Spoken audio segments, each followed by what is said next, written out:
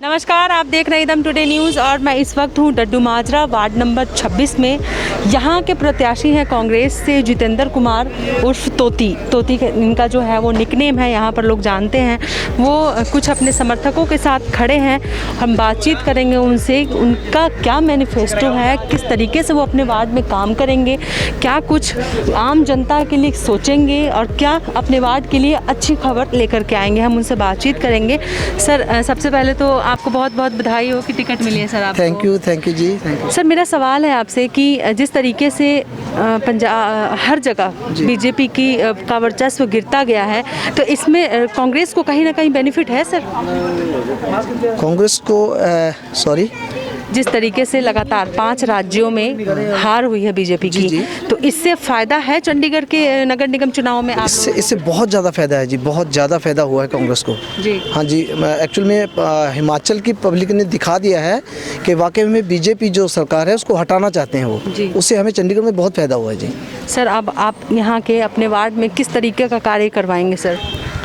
अभी जो सबसे बड़ी प्रॉब्लम है वो है डंपिंग ग्राउंड, उसको हटवाने की कोशिश करेंगे पुरजोर से, प्रशासन से जोर लगाएंगे कि ये जो डंपिंग ग्राउंड है ऐसे हटाया जाए। आपके ही वार्ड के लोगों का कहना है कि पार्टी बहुत सारी आती है, कांग्रेस भी आई, बीजेपी भी आई और भी पार्टियां आई, लेकिन ये डंपिंग ग्राउंड का मसला सिर्फ वोटिंग के टाइम पे ही उठता है, उसके बाद फिर दब जाता है। इस पर क्या कहेंगे सर आप? एक्चुअल में यहाँ पे जो लोग जो भी यहाँ पे पार्षद बने हैं वो सब लोग बाहर से आए और बाहर से अपना उन्होंने जीत के अपने बस चले गए यहाँ से, उनको कोई पता नहीं है, क्योंकि हम तो यहीं पे रहने वाले बंदे हैं, यहीं के रहते हैं 222 नंबर में, और हम ये सारी प्रॉब्लम को हम समझते हैं, तो हम पुरजोर जो है प्रशासन से जोर लगाएंगे कि यहाँ से ये उठाया जाए। सर, क्या मैनिफेस्टो है आपका? किस लेवल पर आप कार्य करेंगे अपने वार्ड के लिए?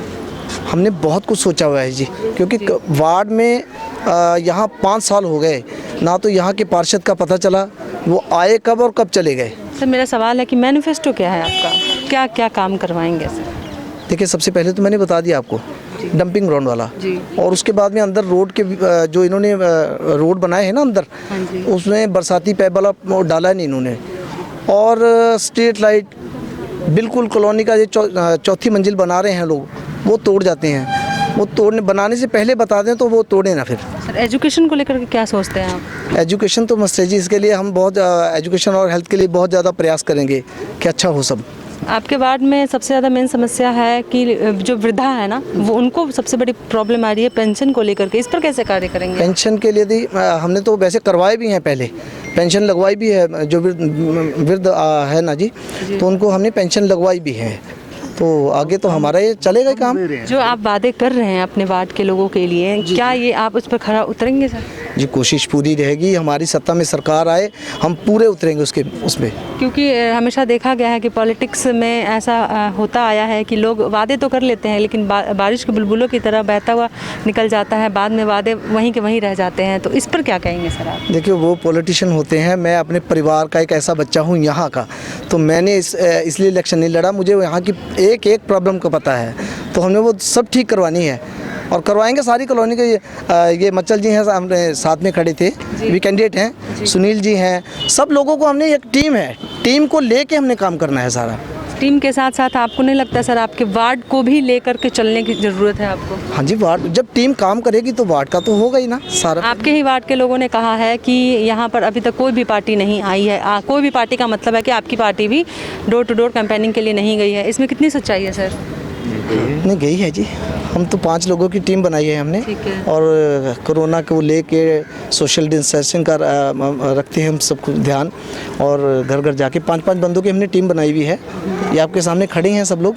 ठीक है सर, नगर निगम चुनाव पर जिस तरीके से अभी कृषि कानून को रद्द किया गया है, क्या लगता है इससे बेनिफिट है कांग्रेस को?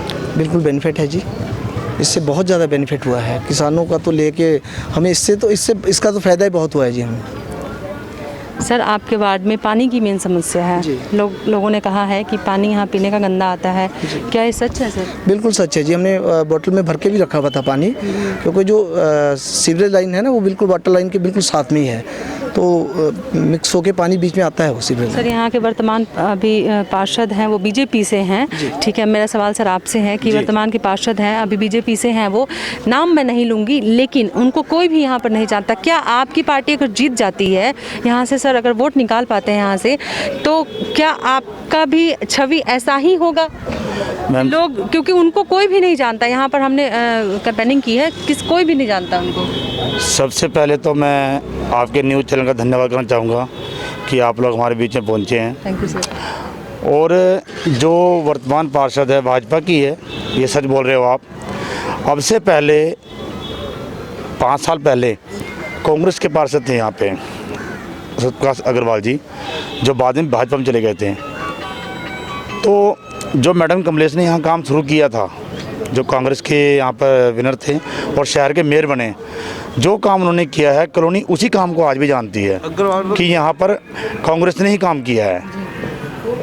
तो कांग्रेस ने जो काम किया है, यहाँ के पार्क, यहाँ की सफाई व्यवस्था, कॉलोनी में बैंक की उपलब्धि, मार्केट में टॉयलेट की फैसिलिटीज़, ग्रीन पार्क, और भी ये जहाँ आप खड़े हैं ये बड़ी छोटी रोड बनाई गई, पक्की बनाई गई, कच्ची थी। बहुत काम किए हैं कांग्रेस ने यहाँ पे।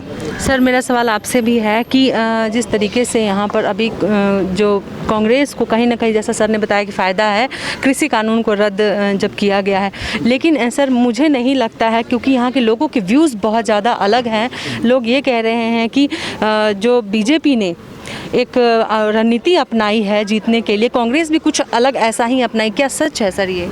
देखिए मैम, जो ये पूरे भारतवर्ष को पता है कि जो किसानों का जो शोषण हुआ है जी, जो अपने जो बेसिक मुद्दे लेके चल रहे थे, एमएसपी को लेकर उनके 3 जो अध्यादेश थे, जो वो सच में ऐसे थे कि जो कि किसानों का उसमें मतलब कि उनसे ज़मीनें उनसे छीनने का एक वो जरिया था।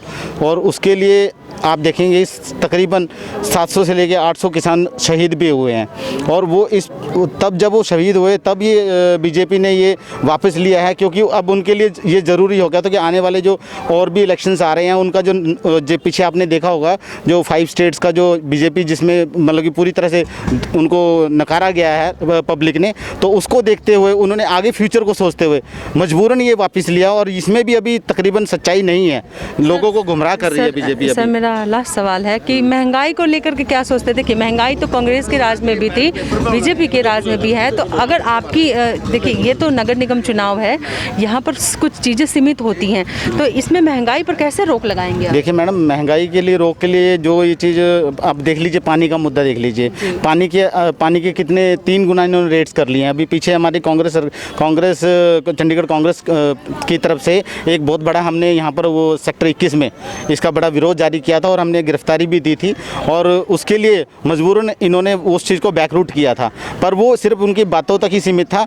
असलियत में वो दोबारा से इम्पोज किए जा रहे हैं। सभी लोगों के जो पानी के रेट्स हैं वो 3 गुना आ रहे हैं। और ये जो बीजेपी की जो जुमलेबाजी है ये यहाँ नगर निगम में भी है और ऊपर सेंटर में भी है।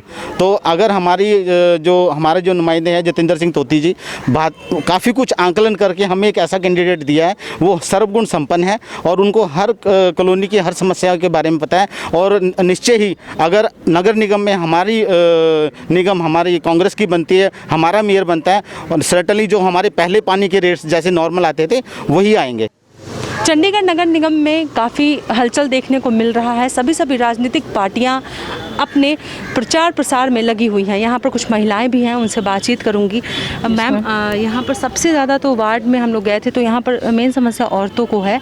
तो उनको ये कहती हैं कि हमें सुरक्षा जो है वो यहाँ पर कम है, सुरक्षा को लेकर के वो ज़्यादा परेशान है। तो इस पर कैसे काम करेंगे आप लोग? पहले तो मैम मैं आपके चैनल का बहुत बहुत धन्यवाद करती हूँ। Thank you ma'am. और यहाँ पे सुरक्षा का ही मुद्दा नहीं है, यहाँ पे नशा, जब से यहाँ पे बीजेपी आई है यहाँ पे नशा बहुत ज़्यादा फैल गया है। और महंगाई जिस पे तो लगाम बिल्कुल लगी नहीं रही है, और सबसे ज़्यादा जो चोट लगी रही है वो महिलाओं पे लगी है। उन्हों की जो घर की गृहिणियाँ हैं और जो उन्हों की रसोई है, आज वो खाना बनाते हुए वो ये सोचते हैं, बच्चों को ये बोलते हैं बेटा 3 टाइम खाते थे 2 टाइम, और महंगाई बढ़ती जा रही है। तो क्या अब हम अपने बच्चों को ये बोलें कि सिर्फ 1 टाइम खाना शुरू करो? तो सबसे मेरा सवाल ये है कि सुरक्षा को लेकर के कैसे काम करेंगे, जैसे कि सुरक्षा को लेकर के यहाँ के लोग बहुत अपने आप को असुरक्षित महसूस करते हैं, ऐसा क्यों है? अगर आप जीत जाते हैं, आपकी पार्टी जीत जाती है यहाँ से, तो क्या कुछ आप लेकर के आएंगे सुरक्षा को लेकर के? मैम, हम सुरक्षा को लेके जिस तरह से यहाँ पे कोई भी महिला यहाँ पे अकेले कहीं निकलते हैं तो यहाँ पे कोई भी इनों के लिए कोई सुरक्षा का वो नहीं है। तो हम अपने कैंडिडेट जो भी हमारे उतरे हम उन से यही आशा करते हैं कि सबसे पहले हम सुरक्षा का, यहाँ का पानी के मुद्दों का, बिजली के उसका, सबसे पहले हम ये इनों को ही सॉल्व करेंगे। पुलिस बीट बॉक्स भी है यहाँ पर। महिलाओं ने ऐसा क्यों कहा कि यहाँ पर सुरक्षा को लेकर के समस्या आ रही है? मैम, जब किसी चीज़ के लिए अगर कोई होती है, घटना घटती है, फ़ोन करते हैं तो वो टाइम पे पहुँचते ही नहीं हैंगे, प्रशासन नहीं पहुँचते बहुत टाइम जब तक वहाँ पे फैसला हो चुका होता है उस टाइम पे पुलिस पहुँचती है। ऐसा कह सकते हैं कि ढील ढूल रवैया जो है वो प्रशासन की तरफ से देखने को मिलता है। हाँ जी। तो इसमें पॉलिटिक्स कहाँ क्यों आ रहा है? पॉलिटिक्स ये आ रहा है क्योंकि यहाँ पे जो यहाँ के पास पार्षद हैं, अभी यहाँ पे जो बीजेपी के पार्षद, वो हमारे लिए कहीं आके ही नहीं खड़े होते, कभी पूछने तक भी नहीं आए। ये तो देखने को मिला है कि यहाँ के लोग जो है वो जानते भी नहीं हैं, उनका नाम तक नहीं पता है कि उनके पार्षद कौन है, ये तो देखने को मिला है। मेरा यही सवाल है कि यहाँ पर जो जैसे बीट बॉक्स की बात करें, यहाँ पर पुलिस बहुत अच्छी यहाँ पर फैसिलिटी है, फिर भी उसके बावजूद भी सुरक्षा को लेकर के लोग क्यों असुरक्षित महसूस करते हैं अपने आप को? सुरक्षित क्योंकि एक ही बीट बॉक्स है यहाँ पे, कोई महिला तो अपने आप ही असुरक्षित होएगी। यहाँ पे जनसंख्या हाँ जी, जनसंख्या है, जैसे गेड़ी रूट पे बच्चे हैं 3-3 बैठ जाते हैं, हाँ उल्ला बहुत ज़्यादा करते हैं। अगर पुलिस बीट बॉक्स अगर हो तो थोड़ा सुरक्षित होते हैं ना, कोई ऐसा है नहीं कुछ यहाँ पे। जितेंद्र जी से बातचीत करते हैं कि जितेंद्र जी, अब आप बताइए कि आपका मैनिफेस्टो, जैसे कि मैडम ने बताया कि पानी, बिजली, एजुकेशन को लेकर के भी बताया, इसके अलावा आपके वार्ड में, क्योंकि आप अपने वार्ड में रहते हैं तो आप उठते हैं, बैठते हैं, आपको पता होगा कि बेसिक और क्या छोटी छोटी चीज़ें हैं जिस पर ध्यान देने की ज़रूरत है आपको? मैम, छोटी छोटी चीज़ें बहुत ज़्यादा हैं। अगर हम लगा के चले, जैसे यहाँ पे पुलिस प्रशासन का वैसे तो है, लेकिन वो जो कार्य होना चाहिए वो नहीं है। जिस तरीके का एक शेड्यूल बनना चाहिए, एक सुरक्षा मुहैया करवानी चाहिए, वो नहीं है, स्ट्रांगली नहीं है। हाँ जी, हाँ जी। इसमें पॉलिटिक्स क्यों आ रहा है सर? इसमें पॉलिटिशियंस क्यों इन्वॉल्व हो रहे हैं? इन्वॉल्व अब ये तो हम तो घर के ही हैं ना जी, तो हम तो अपने घर से खड़े हुए हैं। देखिए कितने सारे लड़के लड़कियाँ पढ़ लिख के घर पे बेरोजगार बैठे हुए हैं, तो बेरोजगार होंगे तो फिर वो तो उनका दिमाग जो है, हाँ जी, कहीं ना कहीं तो घूमे गए उनका दिमाग। चंडीगढ़ नगर निगम चुनाव को लेकर के आपने देखा कि सभी राजनीतिक पार्टियां जो हैं अपने अपने वर्चस्व, अपने अपने वोटरों को रिझाने में लगी हुई हैं। अब इसी बीच हम पहुंचे थे वार्ड नंबर 26 डड्डू माजरा में, और यहाँ काफ़ी लोगों से बातचीत हुई और उन्होंने अपने अपने मुद्दों को हमारे सामने रखा। चंडीगढ़ से प्रिया।